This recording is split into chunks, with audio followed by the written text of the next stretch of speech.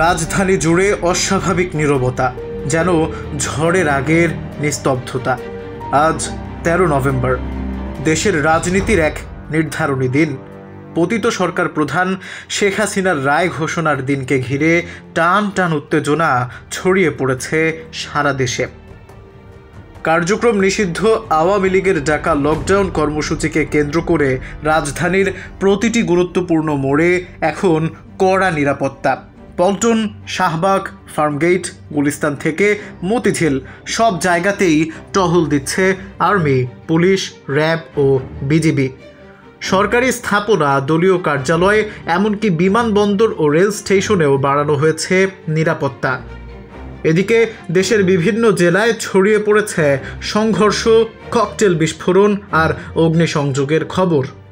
Lockdown কর্মসূচির পর এখন পর্যন্ত অন্তত 44 জন আওয়ামী লীগ নেতাকর্মীকে গ্রেপ্তার করেছে আইন শৃঙ্খলা বাহিনী। অন্যদিকে আজ জাতির উদ্দেশ্যে ভাষণ দেবেন প্রধান উপদেষ্টা।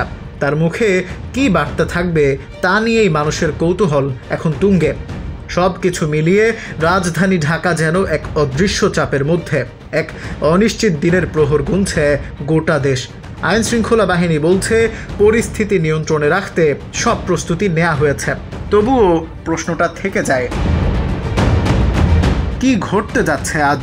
কেমন হবে সেই সকাল? শান্তির নাকি ঝড়ের? দেশ এখন অপেক্ষায় এক রায়ের দিন জানতে, এক সিদ্ধান্ত আর হয়তো এক নতুন অধ্যায়ের। আল মাহমুদ, চ্যানেল 18।